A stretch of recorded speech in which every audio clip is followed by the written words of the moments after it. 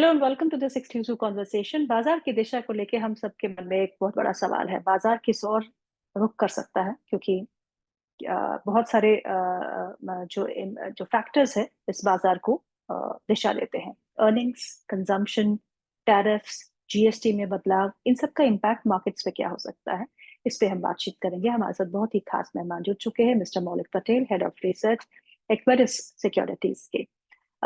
मौलिक सर, बहुत बहुत स्वागत है आपका कार्यक्रम में। पहले तो मैं ये बता दूं कि एक्वेरियस की एनुअल इंडिया कॉन्फ्रेंस 2025 जो है वो 2 दिन का इवेंट शुरू हो चुका है। उसमें बहुत सारे इन्वेस्टर्स जो है देश विदेश से भी आए हुए हैं और डोमेस्टिक पार्टिसिपेशन भी खूब रही है। इस सब पे हम चर्चा करेंगे। हमारे साथ बहुत ही खास मेहमान जुड़ चुके हैं, मिस्टर मौलिक Patel, is head of research eight Equirus Securities. Very good afternoon, Maulik ji, and thank you so much for taking our time. Thank you. Thank you for joining me. Maulik sir, ये turbulent year ही रहा है। It has been a very turbulent year, ups and downs, और बहुत सारी geopolitical situations के बारे में बात चर्चा तो बहुत होती रहती है। टैरिफ्स को लेके काफी अनिश्चितता अभी भी बनी हुई है। डेडलाइन के बहुत करीब है जहां हमारे पास 25% का पेनल्टी और लग सकती है। और इस बीच में अपनी इकोनॉमी को सुधारने के लिए, बचाने के लिए सरकार की तरफ से जीएसटी में बदलाव, बहुत सारे मूविंग फैक्टर्स हैं जो बदलते ही जा रहे हैं। ऐसे में आपको बाजार की दिशा, बाजार यहाँ से कहाँ दिखता है? तो मैं दो चीज बताऊंगा।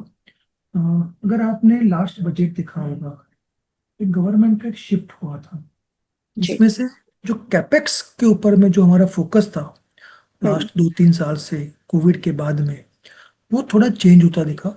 गवर्नमेंट जी। ने इनकम टैक्स के रेट कम कर दिए, आपका हम्म। एक्सेम्पशन बढ़ा दिया। जी। इससे कंज्यूमर के हाथ में ज्यादा पैसा आया। हम्म। आप आज के टाइम पे देख रहे हो एक्सटर्नल फैक्टर्स में, जैसे मेंशन किया, टैरिफ का एक ज्यादा लास्ट 1 महीने से चल रहा है कि अपने के ऊपर ज्यादा जी। टैरिफ लगेगा। जी। बट सामने ग्लोबल इकोनॉमी पे भी एक स्लो डाउन है, correct. That is also visible. India में भी अगर आप देखोगे तो आप कैपेक्स देख रहे हो, गवर्नमेंट का जो FY 26 का इंक्रीज है वो सिर्फ 11% था on the G. Lower number of FY 25। तो हमारा FY 24 से FY 26 कैपेक्स देखते हैं गवर्नमेंट का, तो सिर्फ वो 5% क्या करते हैं। जी। ऑलरेडी एक शिफ्ट चल रहा था मार्केट में, अभी हम्म। उसको एक एक्सेलेरेशन मिल गया, and government is hmm. Countering that through through GST cut. Hmm. Government को कंजम्पशन बढ़ाना है, जी। ये कंजम्पशन अपने हाथ में है। हम्म। एक्सटर्नल फैक्टर्स जैसे कि आपका टैरिफ का स्लो डाउन है, एक्सपोर्ट स्लो डाउन है, lot of things are beyond our control. So what true. government is doing it that they can do it. That's number one. Hmm. Number hmm. two, already अगर आप देखते हो rural income था और 2-3 साल जी। से बहुत स्लो ग्रोथ था। आपने देखा होगा कि एक एमए माइक्रो फाइनेंस का क्राइसिस भी आया। जी। आपने एफएमसीजी के नंबर्स भी देखे होंगे, जी। सबके revenue growth very mid single digit, low single digit में ग्रो कर रहे हैं। तो एक करेक्ट। रूरल था जिसका ऑलरेडी एक बहुत स्लो ग्रोथ से चल रहा था। But ji. लास्ट 6 महीने से 7-8 महीने से अगर आप देखते हो, उसमें ग्रोथ आया हुआ है। Rural okay. Income is growing better for couple of reason. एक तो हम्म। मानसून अभी अच्छा चल रहा है। जी। जी। सेकंड, जो माइग्रेशन हुआ था कोविड के टाइम पे, वो जी। अभी रिवर्स माइग्रेशन हुआ था, जो वो अभी कंप्लीट हो गया। लेबर का अभी भी हम्म। शॉर्टेज है आपको, तो हम्म। इनकम बढ़ रहा है एक तरफ से। और थर्ड, गवर्नमेंट के जो पॉलिसीज हैं जिसके अंदर में फार्मर्स को बेनिफिट होता है, एमएसपी है, तो ये सब के जी। कल्मिनेट से अभी रूरल इनकम अच्छा ग्रो कर रहा है। ओके। सामने आप देखेंगे तो अर्बन इनकम है is now going slow down. Urban true. Income में एक दो चीज था कि आईटी आईटी की जी। सैलरीज बहुत बढ़ गई थी। अभी आप देखते हैं जी। कि आईटी में ले ऑफ चल रहे हैं, जी। And IT is in relatively high paying job. Hmm. Plus generally एक स्लो डाउन होता है कंजप्शन के लिए। तो अगर आप जी। लास्ट 2 साल से देखेंगे, जो थीम चली है हम्म। मार्केट के अंदर में, वो हम्म। थी एक कैपेक्स, एक डिफेंस। हम्म। अगर आप देखते हो तो हाई लग्जरी आइटम्स जैसे कि होटल्स, रेस्टोरेंट्स, हम्म। एयरलाइंस, हम्म। आपके एसयूवीज, वो थीम हम्म। अभी हमारे मुताबिक प्ले आउट हो चुकी है। अब there is going to be okay. Stagnation on two sector. जो सेक्टर्स ओके। नहीं चले हैं, जैसे कि hmm. Two wheeler auto, okay. आप FMCG, some hmm. Consumer durable companies, hmm. आप ये सब सेक्टर अभी अच्छा करेंगे। तो हम्म। हमारे मुताबिक हमें लगता है कि rural and the domestic sectors will do well, particularly okay. Rural. Okay. High ticket item जब जीएसटी के कट के अंदर में थोड़ा चले हैं, but hmm urban economy is little slowing down, and that is what government is trying to hmm revive those things by giving another more and more incentive. First एक income tax exemption बढ़ाया, और अभी जी। जो आपका GST cut की बात चल रही है वो चल रहा है। हम्म हम्म हम्म। तो आप जैसे आपने स्पष्ट रूप से कहा है कि रूरल कंजम्पशन में थोड़े बहुत ग्रीन शूट्स दिखने शुरू हो चुके हैं, अर्बन कंजम्पशन स्लो डाउन हो रही है, तो हम क्या ये कह सकते हैं कि क्वार्टर टू अर्निंग्स जो है एक्सपेक्टेड था कि बेटर होंगी from the quarter one because वो म्यूटेड रही हैं, क्या उसमें भी थोड़ा बहुत डिले हो सकता है because urban consumption plays a very important role? तो करेक्ट, अभी होगा क्या कि सरकार ने तो अनाउंस कर दिया है कि जीएसटी की रेट कट होगी। जैसे कि हाई टिकट आइटम है ऑटो, अब आज के टाइम पे 28% जीएसटी लग रहा है जो आपके जी 10 लाख रुपया के ऊपर की गाड़ी है। अब जी। कल सरकार बोल रही है कि मैं 18% लेके आऊंगा, हम्म तो जो आम कंजम्पशन वाला आदमी है वो सोचेगा हम्म, ना कि 2 महीने के बाद गाड़ी लूंगा। बिल्कुल। तो वो एक जी। क्या है कि सरकार को जल्दी से अनाउंस करना पड़ेगा। जितना करेक्ट। डिले करेंगे, इससे क्या है कि आपका नियर टर्म जो इम्पैक्ट है ना, आपने Q2 के हम्म, बारे में बोला, तो आई जी। कैन सी समवेयर कि consumption high ticket items will start having an delayed, correct है ना। तो करेक्ट। जितने भी, हाँ, they will benefit after that whenever the hmm government cut the GST, but initially hmm everyone will defer the purchase। Hmm hmm, high item में क्या आएगा, तो जैसे कि आपकी हम्म, कार्स हैं, जी। आपकी एसीज हैं, which is in high purchase hmm, items, जी। whatever comes in 20, which is not necessary to buy it today, I can defer the purchase, that will happen in those correct. category। हाँ। हम्म बाकी अगर आप देखते हो, अगर आप Q1 का नंबर का देखते हो, तो जिसमें जो हम्म नंबर्स अच्छे आए हैं, still we are hmm growing at, excluding this oil marketing companies because they carry hmm, large part of the weight in earnings, excluding that, earnings is growing at 7-8%। there will be better growth by the end of the year जब okay आपका transmission हो जाएगा rate cut का। Okay. उसके बाद आपका over the period of time आप हम्म, Q3, I think Q4 से अर्निंग अच्छे आने स्टार्ट होंगे, और ये आपका ओके। जीएसटी का भी एक मोमेंटम है वो अच्छा है। हम्म हम्म हम्म। बिल्कुल, आपने कहा कि Q4 से अर्निंग आना शुरू होगी और जीएसटी में कैसे कट होता है, लेकिन जीएसटी की भरपाई कैसे होगी sir? I mean GST cut करना तो ठीक है कंजम्पशन बूस्ट के लिए, लेकिन जो फिस्कल डिसिप्लिन हम इतने सालों से फॉलो करते आए हैं जिसके चलते हमको एसएनपी ने हमारा अपग्रेड भी कर दिया है, तो फिस्कल कंसोलिडेशन को लेके आपकी चिंताएं बढ़ेंगी, और अगर बढ़ेंगी तो उसका इम्पैक्ट क्या हो सकता है? देखिए, आज के टाइम पे सरकार के पास सबसे बड़ा एक बेनिफिट है कि ऑयल प्राइस बहुत स्टेबल है। जी अगर सरकार का जो बजट है मोटा मोटा साल का 32 से 35 लाख करोड़ के बीच का कुछ नंबर है। जी अब मार्च 2025 में सरकार ने 2 रुपये एक्साइज ड्यूटी बढ़ा दिया था पेट्रोल करेक्ट। डीजल पे, तो जी। उससे उनको 32 हजार करोड़ रुपया मिला, which is 1% of the government budget. Hmm, hmm, आज के टाइम पे ऑयल प्राइसेस बहुत नीचे हैं, और शायद और नीचे जाएंगे। अगर रशिया का और यूक्रेन का जो वॉर का सिचुएशन है, अगर वहां पे हम्म, सेटलमेंट होता है, तो हम्म, प्राइस मेरे ख्याल से जो अभी 65-70 के बीच में घूम रहा है ऑयल का, डॉलर हम्म, पर बैरल, हम्म, वो शायद हम्म, 55-60 पे आ जाएगा। तो ओके गवर्नमेंट एक बार और एक्साइज ड्यूटी बढ़ा देंगे, तो इससे ओके आपका ऑयल मार्केटिंग कंपनी का जो मार्जिन है वो गिर जाएगा। बट अभी वो लोग बहुत ज्यादा बनाते हैं। Generally okay. Oil marketing company 5 रुपया पर लीटर बनाती है, ग्रॉस हम्म, मार्केटिंग मार्जिन हम लोग, आज के हम्म, टाइम पे वो 8-9 रुपया बनाती है। हम्म, तो वो एक कम कर देंगे गवर्नमेंट। प्राइस अगर और गिर गया ऑयल का, पचास हम्म, पचपन के बीच चला गया, हम्म, और अपना बिहार में इलेक्शन भी है नवंबर में, जी जी। मुझे लगता है सरकार एक सेंटिमेंट मेंटेन करने के लिए शायद पेट्रोल डीजल का रिटेल प्राइस भी 1-2 रुपये से कम करेगा। तो ओके। अगर 2 रुपये एक्साइज ड्यूटी बनाता है, तो उसको 32 हजार करोड़ रुपया गवर्नमेंट को मिलता है। आज हम्म, के टाइम पे अपना जीएसटी कलेक्शन साल का जो नंबर है, मोटा मोटा 20 लाख करोड़ के आसपास है।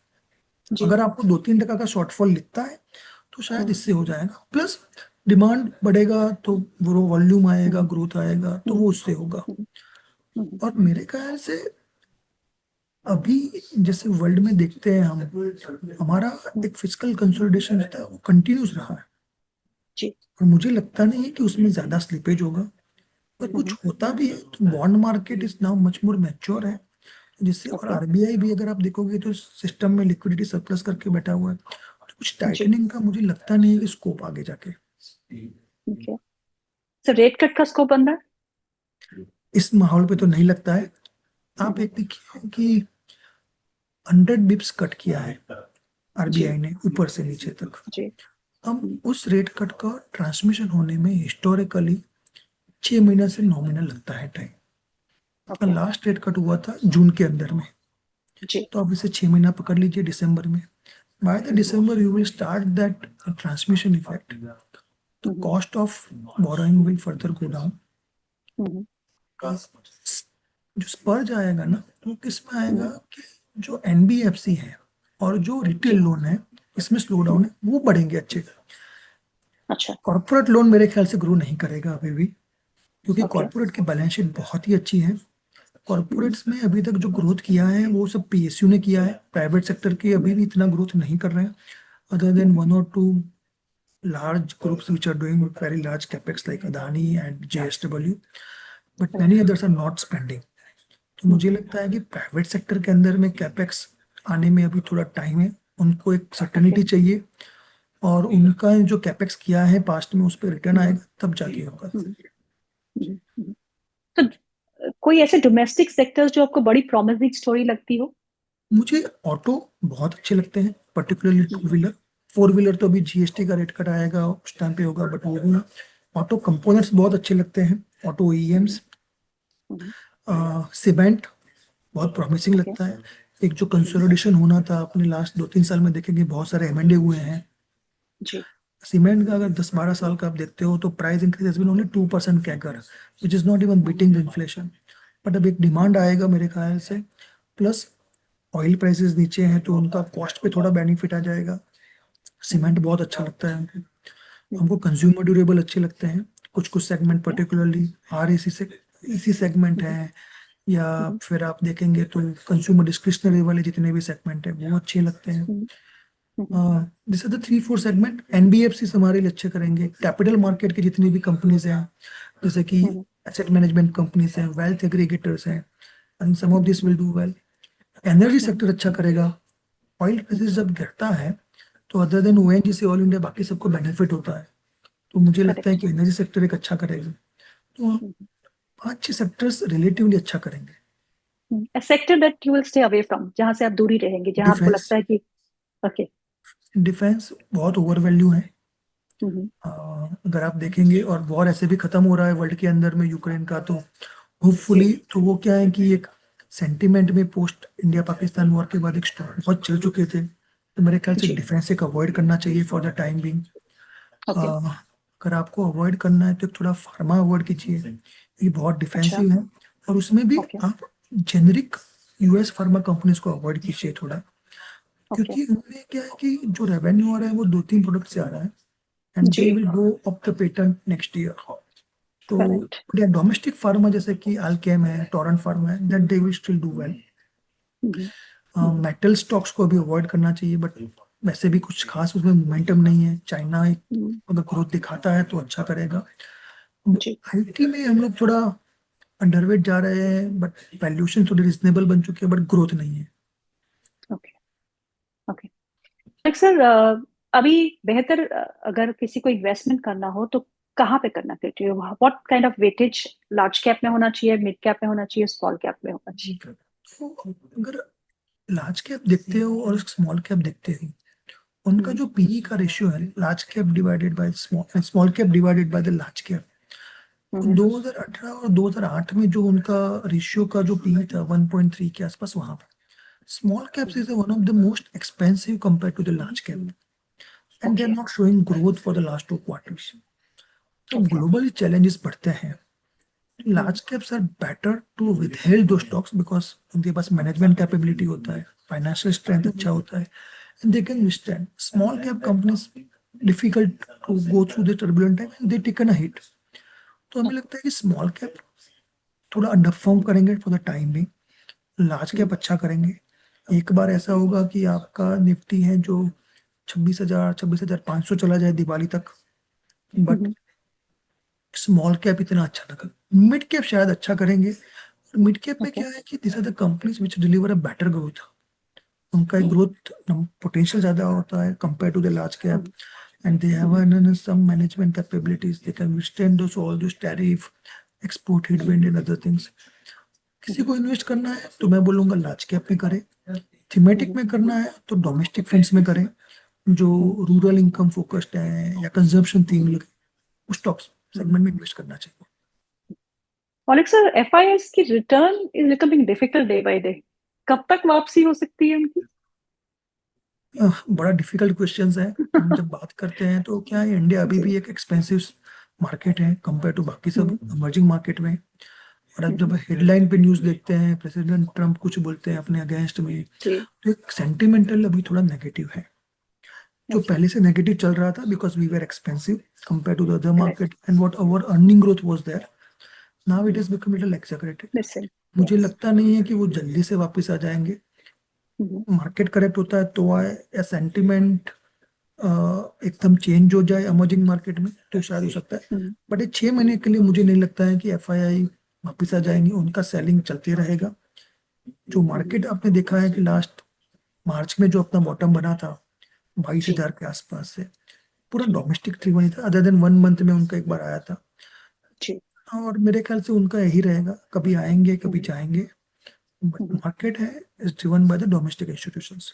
तो मोनिक सर, ये बताइए कि एक्वायरस की 2 दिन की इन्वेस्टर मीट जो है, इन्वेस्टर इवेंट जो है, वो शुरू हो चुका है। अच्छा, रिस्पॉन्स कैसा रहा वह इन्वेस्टर की तरफ से? What is the kind of feedback that you getting? नहीं, जो जिससे मैंने आपको पहले बताया, ऑब्वियसली डोमेस्टिक इन्वेस्टर्स ही मार्केट को ड्राइव कर रहे हैं। जी। बट इस बार हमने थोड़ा और ज्यादा एफआईआई पार्टिसिपेशन देखा है compare to the last year. हमारे यहाँ पे लंदन से, सिंगापुर, हांगकांग से भी इन्वेस्टर आए। हम्म, बट अभी भी आप एक देखेंगे ना, तो 2-3 साल पहले जितना उनमें एंथुसियाज्म इतना नहीं है। Hmm, domestic investors are definitely much more interested into the market, and they've been hmm, hmm, continuously buying for the last many months because they're getting the inflows. Hmm, stock specific या sector specific बात करोगे तो engineering stocks जहाँ पे आपको इतना over valuation नहीं है, ऑटो स्टॉक्स हमने बोला कि हमारे यहाँ पे हम्म, इनोमिंडा आए हैं, अपोलो टायर आए हैं, जैसे जी। कि वो सब में बहुत इंटरेस्ट है। हम्म, कुछ कुछ स्मॉल कैप के अंदर में भी जहाँ पे प्रॉमिसिंग दिखता है तो वहाँ पे, लेकिन इन्वेस्टर सब बात सुन कर ना, तो they are selective and choosy. They are okay. Not putting the money like they use to put एक साल पहले कि भाई सब कुछ आता है चलो ले लेते हैं। हम्म, मूड ऑप्टिमिस्टिक है। बट मेरी एक बात अभी भी लगता है मुझे कि नेक्स्ट 6 महीने के अंदर में एक मार्केट नए हाई की तरफ जाएगा। But okay. जैसे आपको दिखता है कि लार्ज कैप एक अच्छा करेंगे compare to the small cap, select pockets and select sectors will do well जहाँ पे भी अर्निंग का विजिबिलिटी है। और एक सर, एक रीजन जो आपको लगता है कि इज अ डेटरेंट, क्योंकि आपके साथ फाइनेंशियल बाहर से भी लोग आए हुए हैं, एफआईआईस भी है आपके इवेंट के में पार्टिसिपेट कर रहे हैं। So one big thing which is a deterrent जो उनको स्टॉप कर रहा है इंडिया स्टोरी में इन्वेस्ट करने के लिए, because we have been talking about India, बहुत अच्छी स्टोरी है, लॉन्ग टर्म ग्रोथ स्टोरी है। सो अभी क्यों दे आर शाइंग ऑफ? एक ही चीज है, it's valuation and earning growth. जैसे कि आज मैं ओके। एक डोमेस्टिक इन्वेस्टर हूँ, मेरे पास एक चॉइस है कि मुझे कौन सा स्टॉक लेना है, कौन सा सेक्टर में इन्वेस्ट करना है, राइट। वैसे भी एफआईआई के पास चॉइस है कि मुझे किस कंट्री के जी। अंदर में इन्वेस्ट करना है।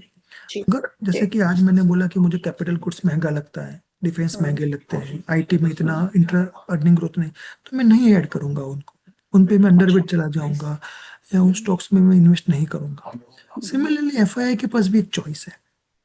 करेक्ट। उनको लगता है कि भाई इंडिया महंगा है, ग्रोथ हम हम्म, लास्ट एक साल से 5-6% का अर्निंग ग्रोथ दे रहे हैं, हम्म, हम लोग 22-23 के फॉरवर्ड पी पे बैठे हुए हैं, हम्म, अगर मुझे नहीं लगता है तो मैं इन्वेस्ट नहीं करूंगा।